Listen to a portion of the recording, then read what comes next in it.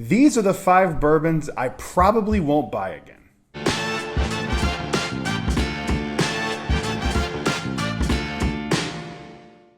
Hello everyone, welcome back to Brad's Bourbon Reviews. I'm Brad, and today I've got another top 5 list for you. And this is the top 5 bourbons, or are they all bourbons? They're all bourbons. Top 5 bourbons that I would not buy again. Now, this doesn't necessarily mean that I dislike them. It just means for the price that I paid for them, to me, it's not worth the price, and there are better options out there in that price range. Again, like all my videos, this is my own personal opinion, so if there's a bottle that I show that you love, it's okay. There's probably bottles that I love that you don't like. That's fine. We can all live, we can co-mingle and all live together. These are in no particular order whatsoever, so let's go ahead and jump into number 5. This bottle is a bottle that I just recently got my hands on. I was pretty excited to get to it. I tasted it, and the bottle's fine. There's nothing really wrong with it. It's just, for me, it doesn't hit the notes on my palate that I want for the price that I paid for it. And I believe it was like $35, $40. Can't remember exactly what the price range was, but I'm talking about Green River Wheated Bourbon. There's a lot of hype behind this bottle right now, and I don't get the hype. The bottle is fine, but there are many, many better bourbons in that $35 to $40 range. Again, if I found this on clearance or something, if I found it for like $20, $25, I'd buy it all day. It'd be a good mixer. But for $40, there's just so much more you can do with $40 when it comes to buying whiskey that it's just, for me, better for the money. So for that reason, I gotta say that this is just one of those for me that just misses the mark. It's not bad. It's just not worth $40 to me. If this was a $25 bottle, I'd be standing here singing its praises, talking about how great it is. But unfortunately, that's why it's on this list. The next bottle on this list is a bottle that I was really thrilled to finally find in person because I had never seen it before when I found it. And it's a funny story behind this bottle. It's actually not the store pick from the store I bought it from. They got mixed up apparently and got some other store's barrel pick, and they just kind of put it on the shelf, not really realizing it. And it is the 1792 single barrel. I'm not the biggest fan of 1792 in general. Their small batch is fine. Their full proof is actually pretty good. This one to me, man, is just, it's not the proof it should be for how oaky and bitter it is. On those higher proof bourbons for me, like, that's fine. I like the oaky, the tobacco, the smoky note. You get that in this, but it just doesn't feel good on your palate because there's just something missing on it for me. And I wish I liked it because I think I spent like $40, $50 on it. And again, in that price range, that is just not...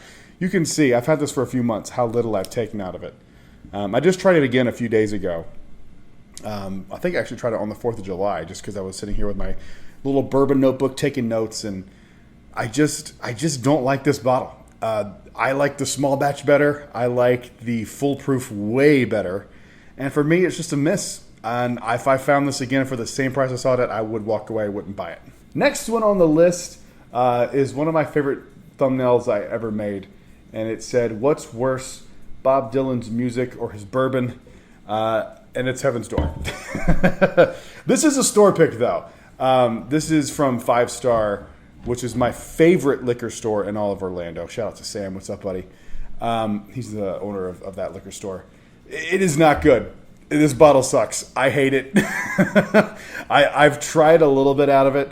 I just, every time I go back to it, I remember why it still sits on the shelf.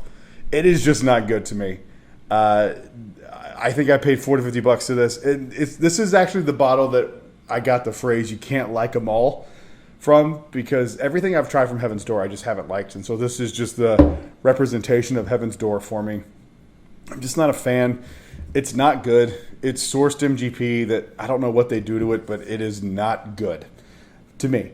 This is just a bottle that I don't ever see me buying another Heaven's Door product, because even at cask strength at 117.6 proof, and you're talking to a guy who adores higher proof whiskey, just do not like this. I'm sure this is somebody's thing. It is just not my thing, and I do not like this bottle. Number 2 on the list here.